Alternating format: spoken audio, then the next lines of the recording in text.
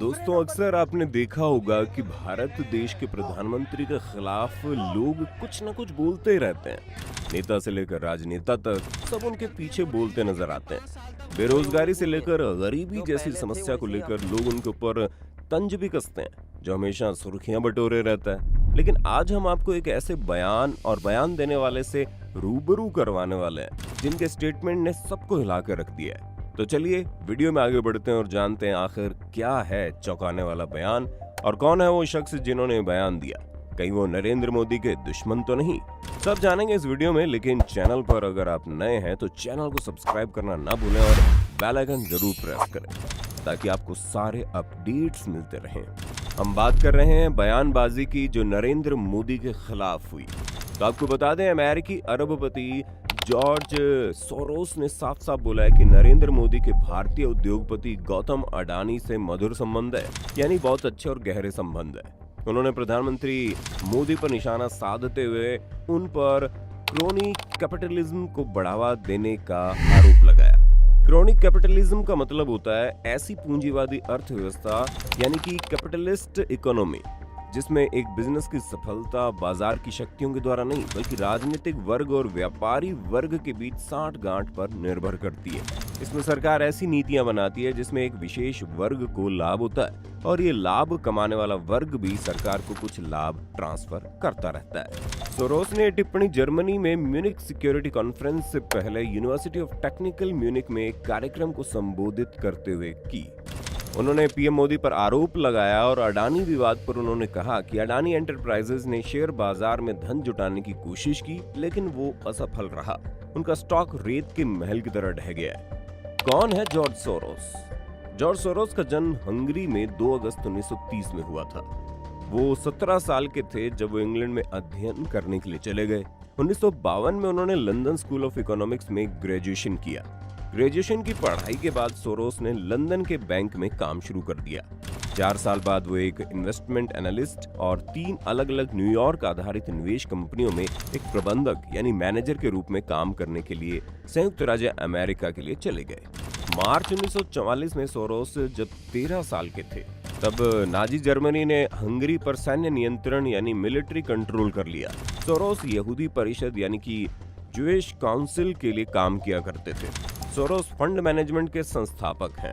1970 में उन्होंने gym Rogers के साथ क्वांटम फंड की स्थापना की, जो सोरोस के लिए बड़ी सफलता लेकर आया। 1980 में वो रोजर्स कोष से रिटायर्ड हुए और साझेदार के रूप में विक्टर नीदरहोफर और स्टैनले ड्यूकैनमिलर में शामिल हुए। सोरोस ने पीएम मोदी को घेर लिया है। उन्होंने अडानी विवाद में पीएम मोदी को घेरा है और कहा है कि भारत के प्रधानमंत्री नरेंद्र मोदी इस मसले पर चुप है, लेकिन उन्हें विदेशी निवेशकों और संसद में सवालों का जवाब देना होगा।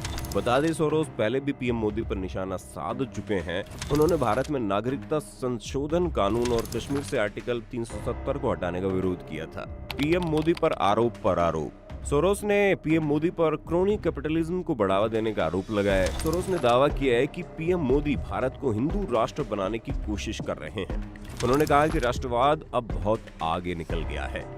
इसका सबसे बड़ा और सबसे भयानक झटका भारत को लगा है, क्योंकि वहां लोकतांत्रिक रूप से निर्वाचित नरेंद्र मोदी भारत को एक हिंदू राष्ट्रवादी देश बना रहे हैं। बीजेपी का सोरोस पर जोरदार हमला।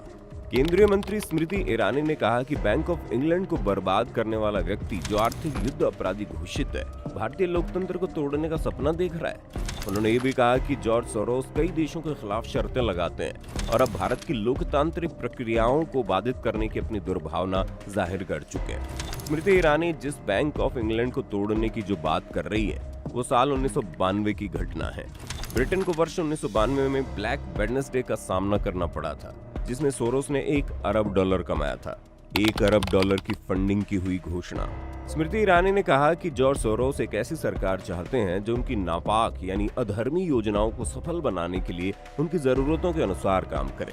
उनके बयानों से स्पष्ट है कि उन्होंने विशेष रूप से पीएम मोदी जैसे नेताओं को टारगेट करने के लिए $1 अरब से अधिक की फंडिंग की घोषणा की है। जवाब देना भी है जरूरी। स्मृति ईरानी ने कहा कि आज जॉर्ज सोरोस को हम एक सुर में ये जवाब दें कि लोकतांत्रिक परिस्थितियों में लोकतांत्रिक तरीके से चुनी हुई सरकार और हमारे प्रधानमंत्री ऐसे गलत इरादों के सामने सिर नहीं झुकाएंगे। हमने विदेशी ताकतों को पहले भी हराया है, आगे भी हराएंगे। स्मृति ईरानी ने कहा कि आज एक नागरिक होने के नाते वे हर व्यक्ति, संस्था और समाज से अपील कर रही हैं कि अपने निजी लाभ के लिए भारत की लोकतांत्रिक प्रक्रिया को कमजोर करने की मंशा रखने वाले इस व्यक्ति की निंदा करें।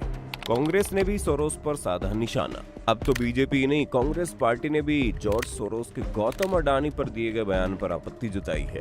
पार्टी प्रवक्ता जयराम रमेश ने ट्वीट करके कहा कि गौतम अडानी को लेकर संसद में क्या पूछा जाएगा ये हम तय करेंगे। इससे जॉर्ज सोरोस को दूर ही रहना चाहिए। उन्होंने कहा कि पीएम मोदी से जुड़े अडानी घोटाले के बाद भारत में लोकतांत्रिक परंपराओं का पुनरुत्थान यानी कि रिस्टोरेशन हो रहा है या नहीं, ये पूरी तरह कांग्रेस, विपक्ष और हमारी चुनाव प्रक्रिया पर निर्भर है। जॉर्ज सोरोस से इसका कोई लेना देना नहीं है। हमारी नेहरूवादी विरासत सुनिश्चित करती है कि उनके जैसे लोग हमारे चुनाव परिणाम तय नहीं कर सकते। चलिए जानते हैं जॉर्ज सोरोस ने और किसको लपेटे में लिया। तानाशाहों से निपटने के लिए $100 अरब का फंड। जॉर्ज सोरोस ने 2004 में जॉर्ज डब्ल्यू बुश को अमेरिका का राष्ट्रपति बनने से रोकने के लिए भारी चंदा दिया था। उन्होंने ओपन सोसाइटी यूनिवर्सिटी नेटवर्क नाम की संस्था की स्थापना की और उस पर $100 अरब खर्च करने का वादा किया। इसे दुनिया की सभी यूनिवर्सिटी के लोगों के लिए स्टडी और रिसर्च का प्लेटफॉर्म बताया जाता है। हालांकि कितना इंक्लूसिव है इसका अंदाजा इसी बात से लगाया जा सकता है कि सोरोस ने इसकी स्थापना ये कहते हुए की कि वो दुनिया भर के तानाशाहों से निपटने के लिए इसकी स्थापना कर रहे हैं। ट्रंप को बताया ठग तो बुश को पद से हटाना बताया मकसद। 11 नवंबर 2003 को वॉशिंगटन पोस्ट को दिए इंटरव्यू में सोरोस ने कहा था कि जॉर्ज डब्ल्यू बुश को राष्ट्रपति पद से हटाना उनके जीवन का सबसे बड़ा मकसद है और ये उनके लिए जीवन और मौत का सवाल है। सोरोस ने कहा कि अगर कोई उन्हें सत्ता से बेदखल करने की गारंटी लेता है तो वो उस पर अपनी पूरी संपत्ति लुटा देंगे। 2017 में सोरोस ने अमेरिका के तत्कालीन राष्ट्रपति डोनाल्ड ट्रंप को ठग बताया। सोरोस ने कहा था कि उनका मानना है कि ट्रंप ट्रेड वॉर शुरू करने की तैयारी कर रहे हैं और उम्मीद करते थे कि फाइनेंशियल मार्केट खराब परफॉर्म करेंगे। इंग्लैंड, फ्रांस, इटली, कई देशों में सोरोस का अनएथिकल व्यापार। जॉर्ज सोरोस पर आरोप लगता रहा है कि वो जिस अकूत दौलत के दम पर दुनिया भर में दखल देते हैं वो भी अनैतिक साधनों से जुटाई गई है। वर्ष 2002 में फ्रांस की अदालत ने सोरोस को अनैतिक व्यापार का दोषी पाया था। इसके लिए फ्रेंच कोर्ट ने सोरोस पर $23 लाख का जुर्माना लगाया था। जब उन्होंने फ्रांस की सुप्रीम कोर्ट में फैसले को चुनौती दी तो उसने भी सोरोस का जुर्माना बरकरार रखा। अमेरिका में भी उन पर बेसबॉल खेलों में पैसा लगाकर अनैतिक तरीके से पैसा बनाने का आरोप लगाया। इसी तरह इटली के फुटबॉल क्लब AS रोमा को लेकर भी सोरोस विवादों में आए और हैरान कर देगी ये बात कि सोरोस ने अपनी मां को आत्महत्या करने में मदद की थी। इस बात का खुलासा उन्होंने खुद ही साल 1994 में किया था। राजनीति में हमेशा करते हैं दखल। राजनीति में सोरोस का काफी दखल रहता है। साल 2004 में उन्होंने अमेरिकी राष्ट्रपति चुनाव में जॉर्ज डब्ल्यू बुश को हराने के लिए चंदे में एक बड़ी रकम दी थी।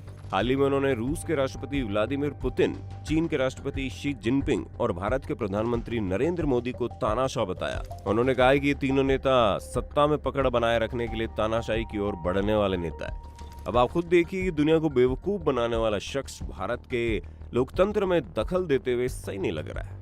जिसके ऊपर खुद इतने विवाद चल रहे हो वो दूसरों पर तंज कसते हुए भी सही नहीं दिख रहा है। शायद जॉर्ज सोरोस को पहले अपने आप को देखना होगा। आप क्या कहते हैं, जॉर्ज सोरोस की बयानबाजी सही है? क्या उनके बयान सही लगते हैं आपको?